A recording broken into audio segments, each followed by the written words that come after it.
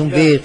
E agora, Paulo, você vai gostar da nossa entrevista também, porque falar sobre inclusão social. Segundo o IBGE, 16% da população de Salvador, pelo menos 500 mil pessoas, tem algum tipo de deficiência. E olha que eu estou falando só aqui da capital.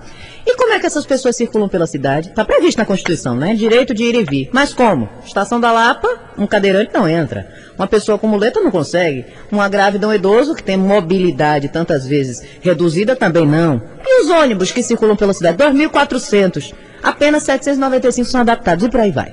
Então a gente convidou para conversar a respeito desse assunto uma arquiteta que se chama Islândia Costa. Ela é do Programa de Acessibilidade ONG Vida Brasil. Boa tarde, Islândia. Boa tarde, Daniela. Tudo bem? Tudo ótimo. Boa tarde aí aos telespectadores, aos ouvintes. Isso, engraçado que eu e Islândia, minha gente, nos encontramos ontem no evento da ABADEF, Associação Baiana das Pessoas com Deficiência. Eles completaram 30 anos, é uma entidade que luta pelos direitos, pela inclusão, pelo respeito, pela melhora da estima e coisas afins. E encontrei com Islândia, eu disse, Islândia, que legal, me dê seu telefone. Quando eu cheguei aqui hoje, a menina não tinha marcado, Islândia, com você? Se fosse transmissão de pensamento... né? Nada é por acaso, né, Daniela? Nada é por acaso. Agora eu tive mais certeza do que nunca. Me diga, e aí, o que é que falta para esse pessoal se conscientizar e colocar uma rampa, um banheiro adaptado? Qual é a mudança necessária para que a inclusão da pessoa com deficiência aconteça, Islândia? Pronto. Acho que a principal mudança, né, que a gente tem até é a questão de conscientização, né? E a questão da legislação também ser cumprida. Mas a gente romper algumas barreiras, como preconceito, já também é uma de coisa para a gente estar incluindo as pessoas. Mas, por outro lado, na cidade da gente, a gente precisa realmente construir essa acessibilidade. E aí tem, como você colocou mesmo, a gente tem uma legislação hoje que é federal, a Lei 5296, que é de 2004, e que a gente precisa implementar essa legislação aqui, né? Tanto no Brasil, você colocou aí, né? Que em Salvador tem 500 mil pessoas, quase meio milhão da população tem algum tipo de deficiência aqui na nossa cidade.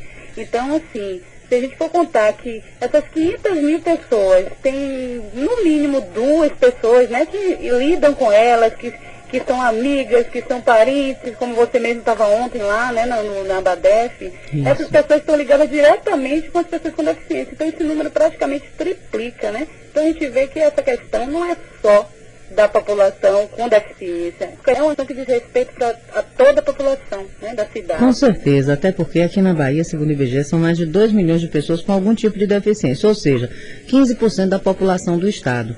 É muita gente que precisa ser respeitada enquanto cidadão.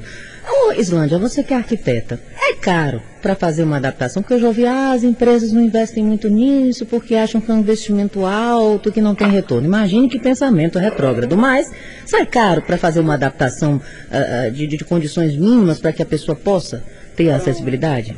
Aí vai depender da adaptação, mas veja bem, se a gente já concebe uma obra com acessibilidade, a gente aumenta no custo geral da obra praticamente de 1 a 2% do total dessa obra. Então não é caro.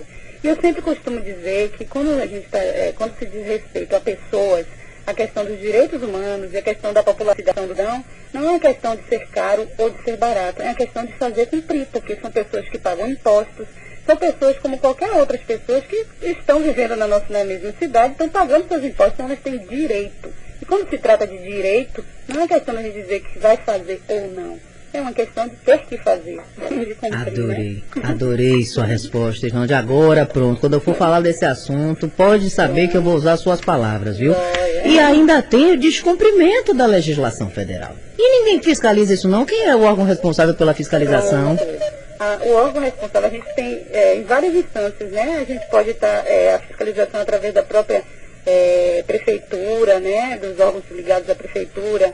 A fiscalização também pode ser feita pelo Conselho de Arquitetura e de Engenharia, mas nesse caso o Conselho ele fiscaliza os profissionais, a legislação também ela implica os profissionais da área de arquitetura, de engenharia a fazer acessibilidade.